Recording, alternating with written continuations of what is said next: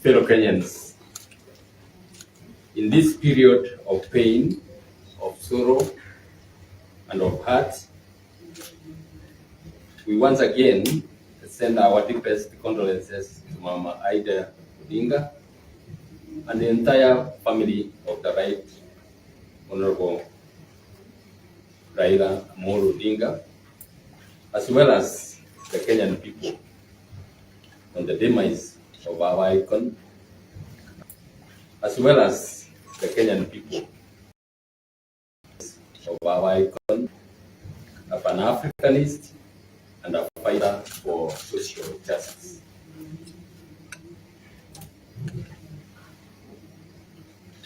Before I go on, let us please bow for a minute of silence in memory of Prime Minister Odinga and to all those who died during the funeral arrangements. Please bow.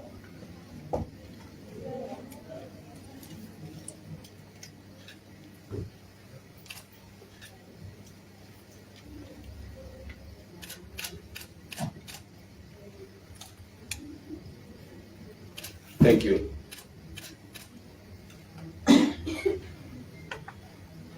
We stand here today as Kenyans who are deeply concerned about the trajectory that our country is taking.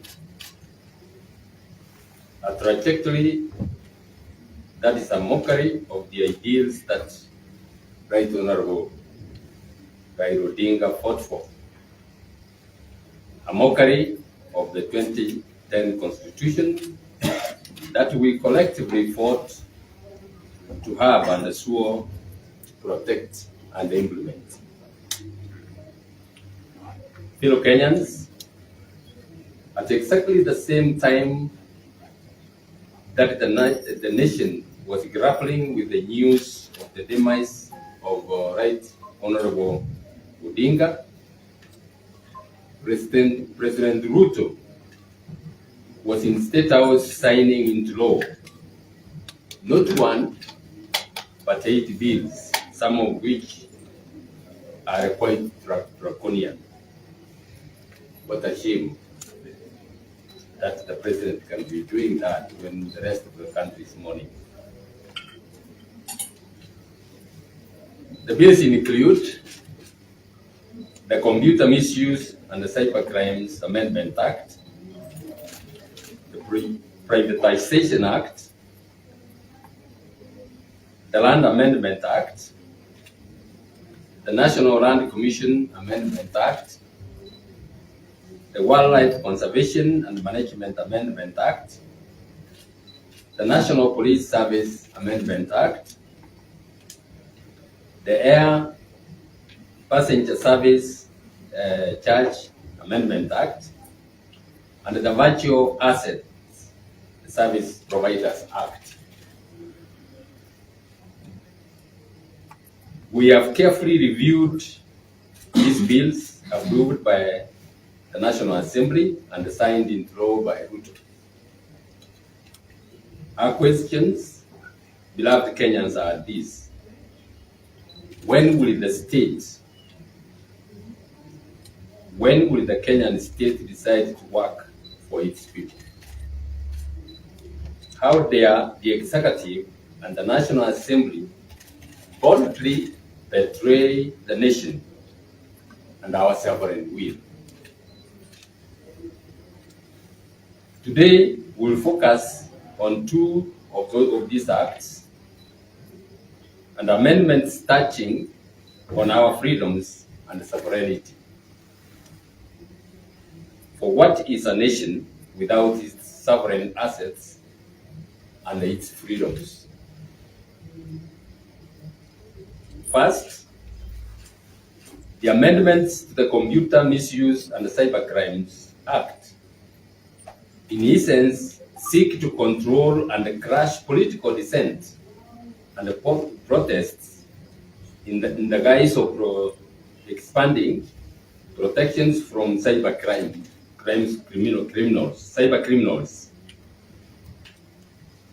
It is not lost to us that in June 2024, when Kenyan youth rose up against the finance bill, President Ruto labeled them criminals and terrorists. The addition of Section 6JA to the Computer Misuse and Cybercrimes Act gives the National Computer Cybercrimes Coordination Committee unconstitutional powers to issue directives to render a website or an app inaccessible for promoting, amongst other things, illegal activities. Simply put, this unconstitutional committee can order the closure of any website, blog, mobile app, Facebook, X, TikTok, YouTube, or Instagram accounts for allegedly promoting illegal activities. This expansion of the powers glaringly lacks provisions for sufficient judicial oversight. This is a direct affront to the rights to fair administration, action, and fair hearing enshrined in Articles 47 and 50 of our Constitution. It makes this committee the investigator, prosecutor, and the judge, or final arbiter, and overlord on the exercise of our celebrated freedoms of speech and the media as provided for in Articles 33 and 34 of our Constitution. It is also worth noting that there was limited public participation in the passage of the bills, with only 3 written memoranda, with all signatories opposed to the amendment. And surprisingly, a majority of the MPs yet again ignored those views that they received, even from the relevant ministry. And the President followed suit with signing the amendments into law. These amendments are unconstitutional. They are null and void. And this confirms my assertion that President Ruto has lost legitimacy to continue to lead our beloved country. A president who does not have any regard for the Constitution under which he governs has no legitimacy to continue governing this country.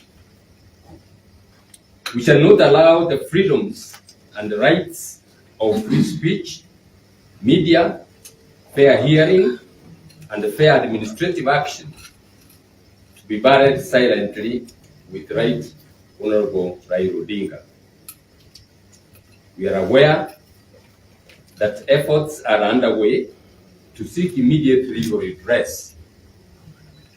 We fully endorse those efforts and will render our full support. Fellow Kenyans, on several occasions, I have stressed that in its elaborate corruption scheme, this government is out to outrightly rob Kenyans. This is exactly what the repeal of the Privatization Act 2005 and the enactment of the new Privatization Act is doing. The new act introduces a privatization process mainly in the hands of the executive through the Treasury Cabinet Secretary and the Privatization Authority. It grants the CS Treasury power to create a privatization program which may include an unlimited number of public entities earmarked for privatization. Sections 22 and 23 of that Act give the Cabinet Secretary unfettered power to require the National Assembly to ratify its privatization program within 60 days, failing which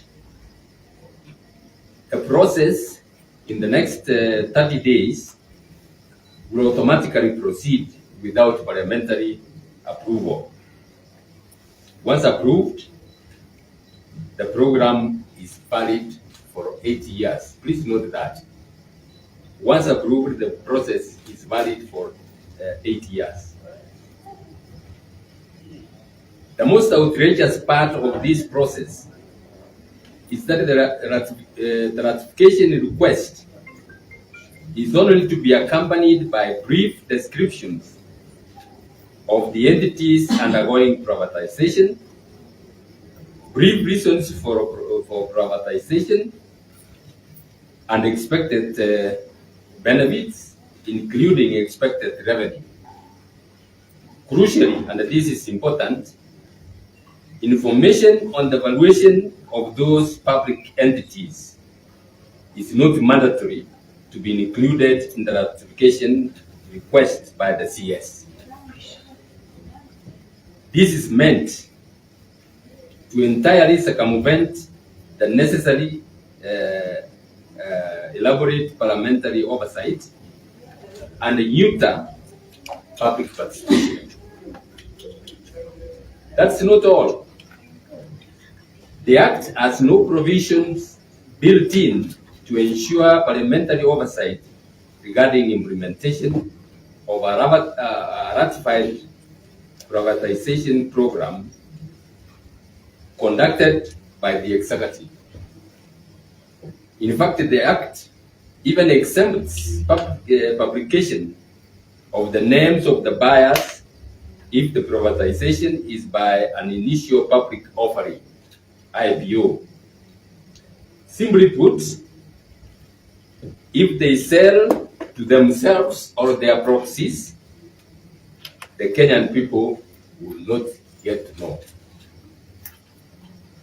Simply put, if they sell even strategic assets to foreigners and put them beyond the country's control, the Kenyan people will not get to know. In a nutshell, the new Privatization Act grants the CS authority to auction national assets. The CS Treasury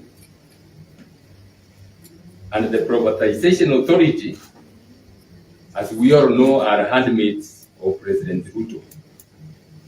In essence, therefore, the new Privatization Act grants Ruto powers to do what he pleases with national assets, including even strategic assets. What is also clear is that Ruto's government intends to privatize and the public entities it wants unchecked until 2032. In its characteristic, inexplicable, and bottomless greed, Ruto's government plans to exceed when it has fully auctioned this country's treasured public entities without meaningful parliamentary oversight and public participation. The Kenya Kwanza regime is currently borrowing over 5 billion Kenya shillings per week. As if that is not enough, it wants in the next 5 years to be on a challenged spree of quick fire sale of public property to the crony capitalists and the proxies of those in power. Kenyans must overwhelmingly come out and say no to this egregious grabbing of public resources. The world is scrambling for Africa's minerals, ports, and lands. Why make our nation vulnerable? Who do you serve? Young Kenyans have already died protesting these injustices. You speak of moving Kenya from third world to first world, yet you destroy its very foundations of sovereignty. Prosperity will not come by selling our strategic assets, but by empowering citizens to work freely and participate in nation building. A state that cannibalizes its institutions, betrays its people, and our prosperity is not a state that should continue to have control over the Kenyans. Laws must protect, not endanger, Kenya's future. We stand here today to defend the meaning of our nation, to guard the inheritance of those who fought for our freedom, and to protect the birthright of those yet to be born. We remind the state that sovereignty belongs to the people of Kenya, as clearly stated in Article 1 of our Constitution. The power lies with us Kenyans, the sovereign people of Kenya, not to Parliament, not to the executive, not to foreign investors. We must all stand up and defend our sovereignty. Whether I am part of the teams that are going to vote and what we are going to do about that, I think there are already people who are going to vote. These are people who have similar views like us, who are opposed to this privatization process and the cyber crimes amendments. Mr. Otieno, you have said that there are already 11 parastatals earmarked for sale. Actually, I heard about that, but I have no confirmation. You are adding to my information that there are already 11 which have been earmarked for sale, and the process has started. What does that tell you? The government knows that people are going to court. The government knows that the Kenyans are not happy with this process. Given the media protests in the media, and some people like Itobi Manyara who have written articles on that, opposed to what is happening. So how do you circumvent this? Move with speed, so that by the time we go to court and if we get court orders, it will be said that we have been overtaken by events. That tells you the bona fides of the whole process. Kenna, you have said that we have accused Parliament of rubber stamping what the executive has asked. I don't know whether the term accusation is the right one. It's a fact. I have not come up with anything that they have not done. It's a fact.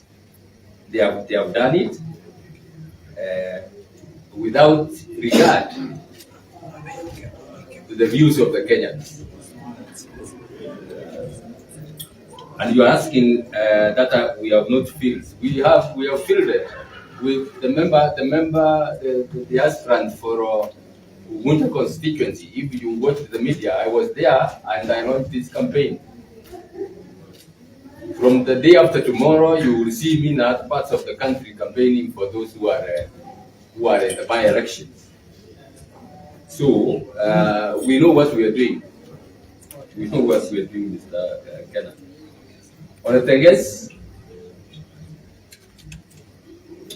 what do we propose to do with the sales? As I've said, the government is moving with speed to sell these assets and come up with the argument that any legal orders would have been overtaken by events.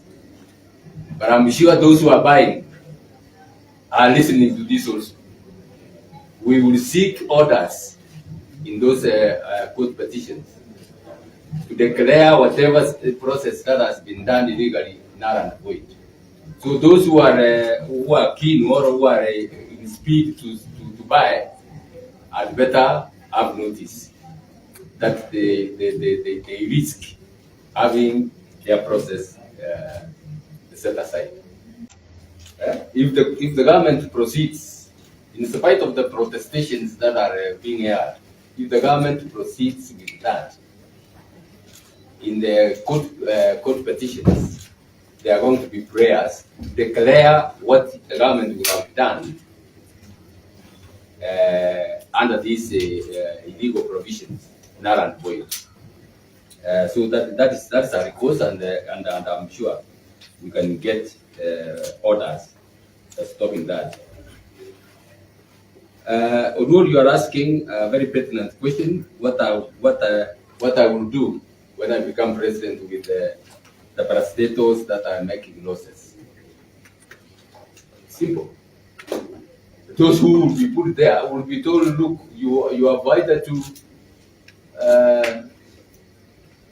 make them profitable or you get out. Those parastatals are meant to generate income for the government, for the people of Kenya. Assets that are there are meant to generate income. In fact, besides being self-sufficient, they are supposed to earn government a lot of revenue. And if they are not doing that, those are the ones which should be sold. What are we seeing? Kenya Pipeline is not one of those making parastatals, but it is up for sale. So what we are saying is, this is not a mechanism to get rid of those parastatals that are not making any profits for the government. It is a moral ban meant to sell even strategic assets. And we know quite a number of strategic assets. With these fellow Kenyans, what will stop the Kenya Kwanza regime from, for example, selling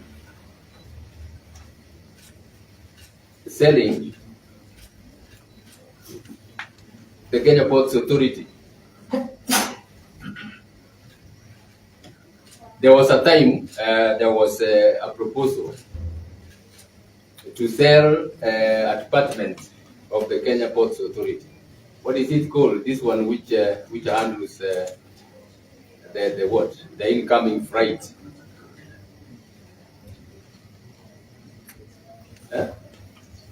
Yes, there was a time there was a proposal to sell that, and if it were not for court action that was taken, it would have gone and it would have rendered Kenya Ports Authority almost useless. If you take the lifeline of a parastatal, you render it useless. Obimbo, you have asked a question. What is the alternative to media misuse of media freedom through the social media? We are not in any way approving criminal acts. What we are saying is you can't make one person to be the investigator, the prosecutor, and the judge at the same time. Get the process to be done properly. That's why the courts are there. If there are any allegations, if there are anybody who is aggrieved by misuse of the social media, by people in the social media, the courts are there. Let the courts, those grievances be taken to court and be dealt with, but not to give to one individual, to deal with them. At a stroke of a pen, one individual can close several accounts, including all of us here.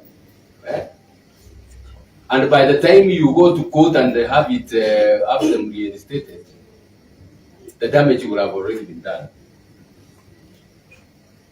I think that's all. Unless there is anything, all I want to say, fellow Kenyans, wananchi wa Kenya, yale mambo ambao serikali ya Ruto inataka kufanya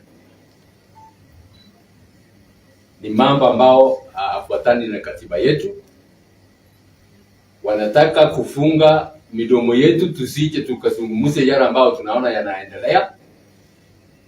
Wanataka kuuza mali ya wa Kenya kiolela, na mwishowe muangalie vizuri, hayo mali hayatauzwa kwa watu wa mbali, ni wao watajiuzia wao wenyewe na wale ambao ni wasaidizi wao. Kwa hivyo ni kusema ya kwamba serikali ya Ruto inataka kujiuzia mali ya Kenya wao wenyewe na marafiki zao, na hiyo hatuwezi kubali kabisa. Hatuwezi kubali kabisa.